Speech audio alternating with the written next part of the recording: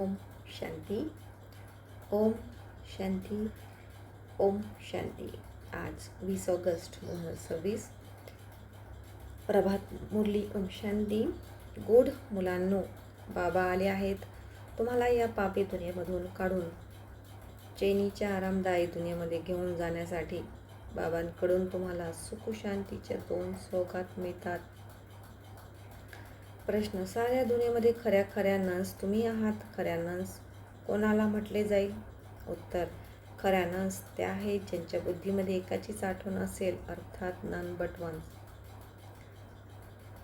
त्या या दुनियेतील नंस स्वतःला भले नंस म्हणून घेतात, परंतु त्यांच्या बुद्धीमध्ये फक्त एका क्राइस्टची आठवण नसते. क्राइस्टला देखील गॉडचा मुलगा म्हटले जाईल.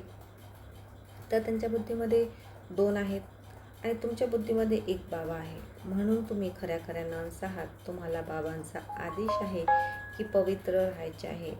गीत: इस पाप की दुनिया से. ओम शांती. गोड रुहानी मुलांनी गाणे ऐकले. कोणी ऐकले?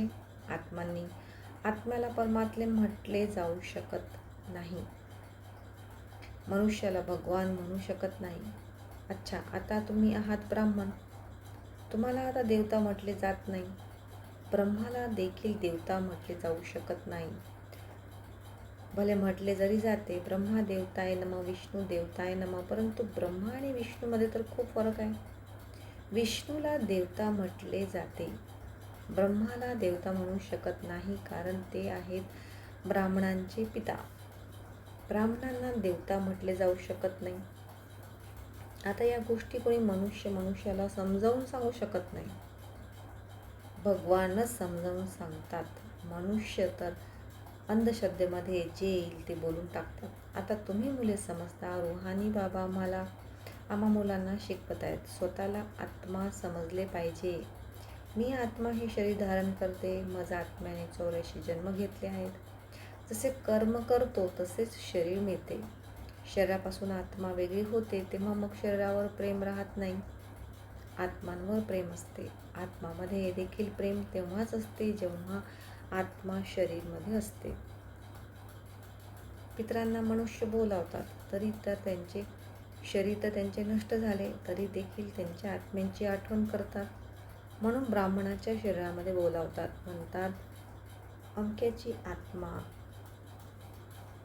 ये, हे भोजन येऊन खा. अर्थात आत्मामध्ये मोह असतो, परंतु अगोदर शरीरामध्ये मोह होता. ते शरीर आठवत होते. ते असे समजत नाहीत की आम्ही आत्मांना बोलावत आहोत. आत्मा सर्व काही करते. आत्म्यामध्ये चांगले अथवा वाईट संस्कार असतात. सर्वात पहिला आहे देहाभिमान. त्यांच्यानंतर मग इतर विकार येतात. सर्वांना मिळून म्हटले जाते विकारी. ज्याच्यामध्ये विकार नसतात त्यांना म्हटले जाते निर्विकारी. ते तर समजतात. खरोखर भारतामध्ये जेव्हा देवी देवता होते तेव्हा त्यांच्यामध्ये दैवी गुण होते. या लक्ष्मी नारायणचा आहेच मुळी देवी देवता धर्म. जसे ख्रिश्चन धर्मामध्ये मेल अथवा फिमेल सर्व ख्रिश्चन आहेत, इथे देखील म्हटले जाते देवी देवता, राजा राणी, प्रजा देवी प्रजा सर्व देवी देवता धर्मांचे आहेत. हा अत्यंत श्रेष्ठ असा सुख देणारा धर्म आहे. मुलांनी गाणे देखील ऐकले. हे आत्माने म्हटले की बाबा अशा जागी घेऊन चला जिथे मला आराम शांती असेल. ते तर आहेच. सुखधाम आणि शांतीधाम. इथे खूप बेचैन अशांत असतात. सुखधाम शांतीधाम इथे खूप बेचैन अशांत आहेत. सत्युगमध्ये बेचैनी अशांती नसते. आत्मा जाणते बाबांशिवाय कोणीही शांतीच्या दुनियेमध्ये घेऊन जाऊ शकत नाही. बाबा म्हणतात मुक्ती आणि जीवनमुक्ती या 2 सौगात मी कल्प आणतो, परंतु तुम्ही विसरून जाता. विसरणे हेच रावामध्ये आहे. सर्व काही विसरून जाल तेव्हाच तर मी येईल. आता तुम्ही ब्राह्मण बनला आहात. तुम्हाला निश्चय आहे की आपण 84 जन्म घेतले आहेत. जे पूर्ण ज्ञान घेणार नाहीत ते नवीन दुनियेमध्ये देखील सुरुवातीला येणार नाहीत. त्रेता किंवा त्रेताच्या अंतामध्ये येतील. सर्व काही पुरुषार्थावर अवलंबून आहे. सतयुगामध्ये सुख होते. या लक्ष्मीनारायणचे राज्य होते. अच्छा, यांच्या अगोदरच्या जन्मामध्ये हे कोण होते? कोणालाच ठाऊक नाही. आधीच्या जन्मामध्ये हे ब्राह्मण होते, त्यामध्ये शूद्र होते. वर्णावर तुम्ही चांगल्या रीतीने समजावून सांगू शकता. आता तुम्हाला समजते आहे, आपण 21 जन्मानंतर चैन आराम प्राप्त करणार आहोत. बाबा आम्हाला तो मार्ग दाखवत आहे. आपण आता पतित आहोत म्हणून बेचैन अशांत आहोत, दुःखी आहोत. जिथे आराम असेल त्याला सुखशांती म्हटले जाईल. तर आता तुम्हा मुलांच्या बुद्धीमध्ये आधी मध्य अंताचे ज्ञान आहे. समजतात खरोखर सतयुगमध्ये भारत किती सुखी होता. दुःख अथवा बेचैनी अशांतीचे नाव नव्हते. आता तुम्ही पुरुषार्थ करत आहात स्वर्गामध्ये जाण्याकरता. आता तुम्ही ईश्वरीय संप्रदायाचे बनला आहात आणि ते आहेत आसुरी संप्रदायाचे. म्हणतात ना, पापात्मा. आत्मे अनेक आहेत, परमात्मा एक आहे. सगळे ब्रदर्स आहेत. सगळे परमात्मा असू शकत नाही. इतकी छोटीशी गोष्ट देखील लोकांच्या बुद्धीमध्ये नाही आहे. बाबांनी समजावून सांगितले, ही सारी दुनिया मोठा बेहदचा टापू आहे. दुनियेमध्ये छोटी छोटी बेटे असतात. या बेहदच्या बेटांवर रावणाचे राज्य आहे. या गोष्टी मनुष्य समजत नाही. ते तर फक्त कथा ऐकत राहतात. कथेला ज्ञान म्हटले जात नाही. त्यांनी काही मनुष्य सद्गती प्राप्त करू शकत नाही. ज्ञानाद्वारे सद्गती मिळते. ज्ञान देणारे आहेत बाबा, दुसरे कोणीही नाही. भक्तांचे भगवान येऊन रक्षण करतात. मनुष्य मनुष्याचे रक्षण करू शकत नाही. शिवबाबा सर्व मुलांना वारसा देतात. ते पिता देखील आहेत, शिक्षक देखील आहेत, सद्गुरू देखील आहेत, वकील बॅरिस्टर देखील आहेत, कारण यमदूताच्या सजेपासून सोडविणारे आहेत. सतयुगामध्ये कोणीही जेलमध्ये जाणार नाही. बाबा सर्वांना जेलमधून सोडवतात. मुलांच्या सर्व श्रेष्ठ मनोकामना सर्व पूर्ण होतात. रावणाद्वारे अशुद्ध कामना पूर्ण होतात. बाबांद्वारे शुद्ध कामना पूर्ण होतात. शुद्ध कामना पूर्ण झाल्याने तुम्ही कायमचे सुखी बनता. अशुद्ध कामना आहे पतित विकारी बनणे. पाव धारणाऱ्याला ब्रह्मचारी म्हटले जाते. तुम्हाला देखील पवित्र राहायचे आहे. पवित्र बनून मग पवित्र दुनियेचा मालिक बनायचे आहे. पतितापासून पावन एक बाबाच बनवतात. साधू संत इत्यादी तर विकारातून जन्म घेतात. देवतांसाठी असे थोडेच म्हटले जाईल. तिथे विकार असतच नाही. ती आहेच पावन दुनिया. लक्ष्मीनारायण संपूर्ण निर्विकारी होते. भारत पवित्र होता, हे आता तुम्ही समजता. सतयुगामध्ये प्युरिटी होती तर पीस आणि प्रॉस्परिटी होती. पवित्रता होती तर शांती समृद्धी होती. सर्वजण सुखी होते. जेव्हापासून रावण राज्य सुरू झाले आहे तेव्हापासून घसरत आले आहेत, पतन होत आले आहेत. आता तर काहीच कामाचे राहिलेले नाहीत. एकदम कवडी समान बनले आहेत. आता बाबांद्वारे पुन्हा हिरा समान बनता. भारत जेव्हा सतयुग होता तेव्हा हिरा समान होता. आता तर कवडी समान सुद्धा नाही आहे. आपल्या धर्माविषयी कोणालाच काही माहिती नाही आहे. पाप करत राहतात. तिथे तर पापाचे नावसुद्धा नाही आहे. तुम्ही देवी देवता धर्माचे खूप प्रसिद्ध आहात. देवतांची असंख्य चित्रे आहेत. बाकीच्या धर्मामध्ये बघाल तर एकच चित्र असते. ख्रिश्चनांजवळ एकच क्राइस्टचे चित्र असेल. बौद्ध लोकांजवळ एकच बुद्धाचे चित्र असेल. ख्रिश्चन क्राइस्टचीच आठवण करतात. त्यांना नन्स म्हटले जाते. नन्स अर्थात एका क्राइस्टशिवाय दुसरे कोणी नाही. म्हणूनच म्हणतात नन बट क्राइस्ट. ब्रह्मचारी राहतात. तुम्ही देखील नन्स आहात.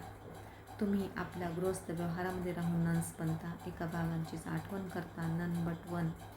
एक शिवबाबा, दुसरा कोणीही नाही. त्यांच्या बुद्धीमध्ये तरी देखील दोन येतात.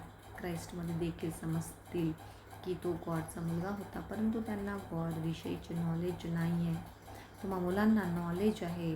साऱ्या दुनियामध्ये असा कोणीही नाही ज्याला परमात्माचे नॉलेज असेल. परमात्मा कुठे राहतात, कधी येतात, त्याचा काय पार्ट चालतो हे कोणीही जाणत नाही. भगवंताला जाणणारा, सर्व काही जपणारा, जाणणारा म्हणतात. समजताच ते आमच्या मनातील गोष्टी जाणतात. बाबा म्हणतात मी जाणत नाही. मला काय गरज पडली आहे जे प्रत्येकाच्या अंतर्मनातील विचार वाचत बसेन. मी आलोच आहे पतितांना पावन बनवण्याकरता. जर कोणी पवित्र राहत नाही, खोटे बोलतात, तर नुकसान स्वतःच करून घेतील. गायले गेले आहेत, देवतांच्या सभेमध्ये असू जाऊन बसत होते. तिथे अमृत वाटले जात असे. कोणी विकारामध्ये जाऊन पुन्हा लपून येऊन बसतात तर ते असुर असेल ना. स्वतः स्वतःचे पद भ्रष्ट करतील. प्रत्येकाला आपला स्वतःचा पुरुषार्थ करायचा आहे, नाहीतर आपला सत्यानाश करतात.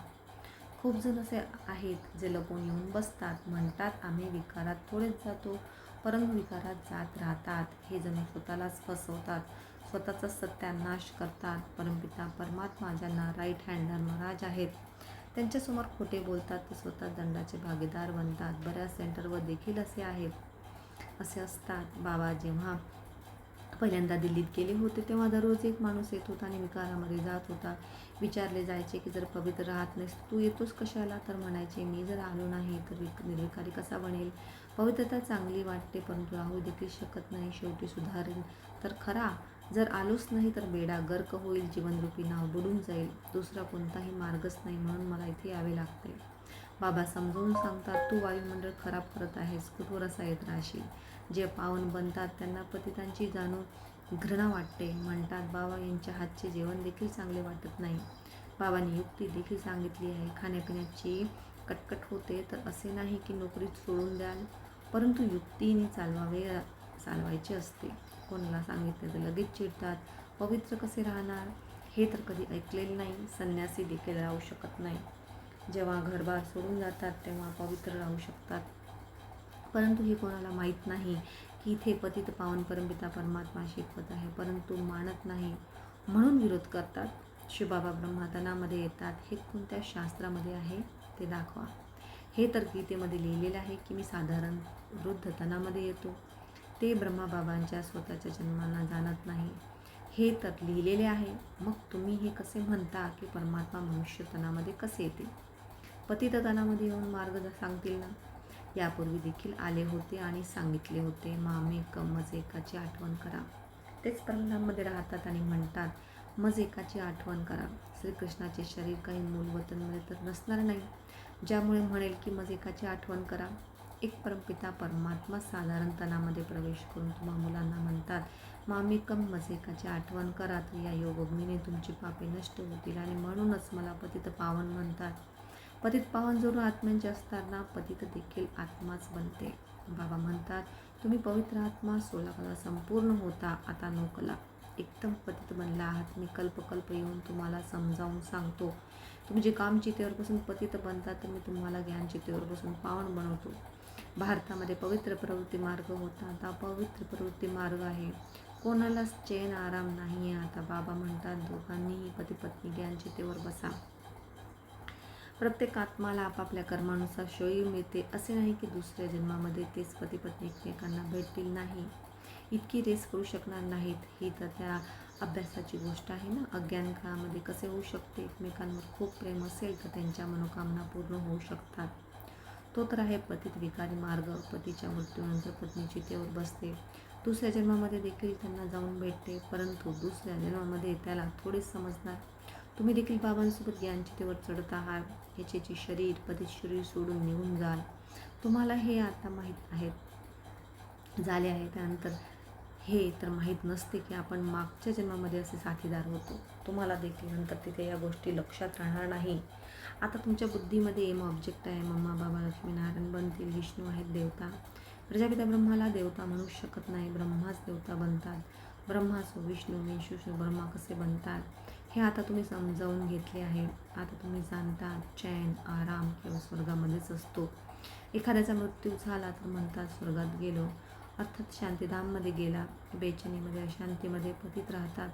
तरीही बाबा म्हणतात स्वतःला हा आत्मा समजून बाबांची आठवण करा, तर विकर्म विनाश होतील. बाकी आहेत सविस्तर समजून घेण्याच्या गोष्टी. बाबा नॉलेजफुल आहेत तर तुम्हाला देखील आपल्यासारखे नॉलेजफुल बनवतील. बाबांच्या आठवणीमध्ये तुम्ही सत्ववान बनाल. ही आत्म्यांची रेस आहे, शर्यत आहे. जे जास्त आठवण करतील ते लवकर बनतील. ही आहे योग आणि अभ्यासाची शर्यत. शाळेमध्ये देखील शर्यत असते ना. भरपूर स्टुडंट असतात, त्यांच्यामधून जे नंबर 1 येतात त्यांना स्कॉलरशिप मिळते. एकच अभ्यास लाखो करोडोंमध्ये असतो, तर इतक्या शाळा देखील असतील ना. आता तुम्हाला हे शिक्षण शिकायचे आहे. सर्वांना मार्ग सांगा. आंधळ्यांची लाठी बना, काठी बना. घराघरांमध्ये संदेश पोहोचवायचा आहे. अच्छा, गोड गोड खूप खूप वर्षानंतर भेटलेल्या मुलांप्रती मातपिता बापदादांची प्रेमपूर्वक आठवण आणि सुप्रभात. रुहानी पिताचा रुहानी मुलांना नमस्ते. नमस्ते बाबा. थँक्यू बाबा. धारणेसाठी मुख्य सारांश. आता अशुद्ध कामनांचा त्याग करून शुद्ध कामना बाळगायच्या आहेत. सर्वात शुद्ध कामना आहे पवित्र बनून पवित्र दुनियेचा मालिक बनणे. कोणतीही चूक लपवून स्वतःला फसवायची नाही. धर्मराज बाबांसोबत नेहमी खरे राहायचे. दुसरं, ज्ञानचितेवर बसून या अभ्यासामध्ये रेस करून भविष्य नवीन दुनियेमध्ये उंच पद प्राप्त करायचे. योगाग्नीद्वारे विकर्माच्या खात्याला भस्म करायचे आहे. वरदान, बुद्धीची प्रीत एका प्रियतमाशी जोडून सदैव सम्मुख असल्याची अनुभूती करणारे विजयी रत्न भव.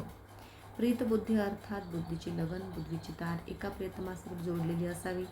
ज्याचे एकावर प्रेम जडले आहे त्यांचे इतर कोणत्या व्यक्ती अथवा व्यवहार प्रेम जडू शकत नाही.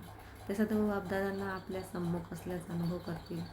त्यांना मनसामध्ये देखील श्रीमताच्या विरुद्ध व्यर्थ संकल्प अथवा विकल्प येऊ शकत नाही. त्यांच्या मुखातून अथवा हृदयातून हेच शब्द निघतात, तुम्ही से खाओ, तुम्ही से बैठो, तुम्ही से सर्व संबंध निभावू. असे सदैव प्रीत बुद्धी बनून राहणारे विजयी रत्न बनतात. बोधवाक्य, पाहिजे पाहिजे असा संकल्प येणे हे देखील रॉयल रूपातली मागणे आहे. अव्यक्तशारे, संगमयुगावर बापदादांनी सर्व मुलांना सर्वात पहिले व्रत दिले आहे, संपूर्ण पवित्र भव. हे पवित्रतेचे व्रत केवळ ब्रह्मचार्याचे व्रत नाही आहे, परंतु ब्रह्माबाबांप्रमाणे प्रत्येक शब्दामध्ये पवित्रतेचे व्हायब्रेशन सामावले असावे. प्रत्येक संकल्पामध्ये पवित्रतेचे महत्त्व असावे. प्रत्येक कर्मामध्ये कर्मयोगी जीवनाचा अनुभव व्हावा. याला म्हटले जाते ब्रह्मचारी, सो ब्रह्माचारी. अच्छा, ओम शांती.